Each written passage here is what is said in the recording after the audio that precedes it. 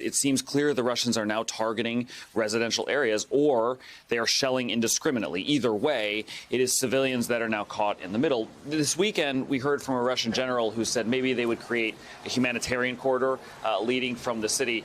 And when people heard that here, it just sent chills up their spines. It's not just what happened in Grozny in 1994, but also what happened in Syria. The Russians bombed and targeted hospitals across Syria. And so the model is there, and people here are aware of that, and they were kind of waiting for this next phase of the war. There was initially in the last week maybe a thinking that Ukrainian forces and these civilian defense forces had stood their ground. Now I think we're starting to enter into this period where people are starting to realistically think that the Russians are not stopping. They continue to move on these cities, and it doesn't seem like they are going to stop or pause or turn around, and the shelling is concerning everybody. Yeah, and so with that shelling, Cal, Ukrainian refugees are telling you, I understand, that Russians are attacking residential areas. Others are reporting that as well. We have seen some photos and videos suggesting that.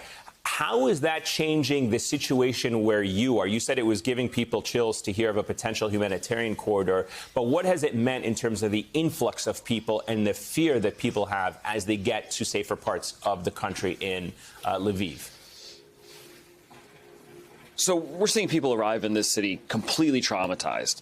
I mean, just gripped with fear. They've just come from a hellish place where they were dealing with bombs and trying to get their families out. And then they come here to Lviv, a place that was supposed to be safe. We've had 5 separate air raid sirens go off today throughout the day. And so you see people scrambling to these shelters. I'm 350 miles from Kyiv. We have not heard jets at all. We haven't been hit once here, but people are so traumatized, they're so scarred by what they've seen, that they go sprinting to those bomb shelters, and they have nothing with them. Nobody chooses to be a refugee. It's a thing that happens to you, and it happens in an instant, and you have 10 minutes to get whatever you can carry and leave your home, and the majority of refugees never go back to their homes. They end up raising their families in foreign countries. They end up living their lives in foreign countries. And Ukraine's no different. I mean, we have a generation that is going to be scarred. You have 1 million people that have already left the country. Most of those folks will never come back. The cities will never be the same. And I'm trying to paint a picture here of how Vladimir Putin can destabilize a country without even really holding on to it. If his goal is to destabilize it, make this an unlivable place, take out the government and replace it, that's still quite possible. People here are fleeing for their lives, and those who don't want to stay and fight are just trying to get out. Military-age males between 18 and 60 are now forced to stay and fight. And as more and more civilians pick up weapons, civilians become soldiers, and soldiers are dying. And that's the reality of what's happening here. Talk to me a little bit, Cal, about, and you just mentioned about 1 million have fled already, 1 million people have fled already since the conflict began. Talk to me about how the authorities are managing that exodus, the flow of people, both on the Ukrainian side and in the neighboring countries, from what you've been able to gather.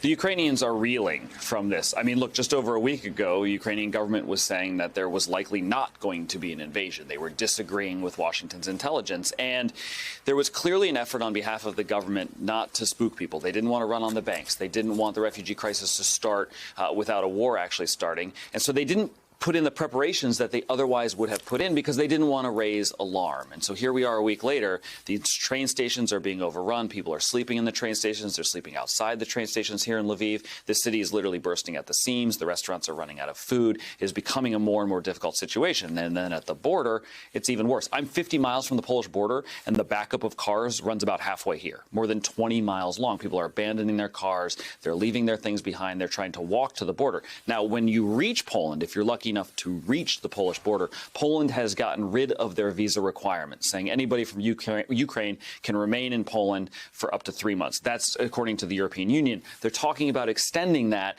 but that's going to be a long bureaucratic process. And even still, you're with your family, none of your belongings in Poland. It's becoming a disaster. All right, NBC News' Cal Perry live for us from Lviv. Cal, thank you so much for joining us.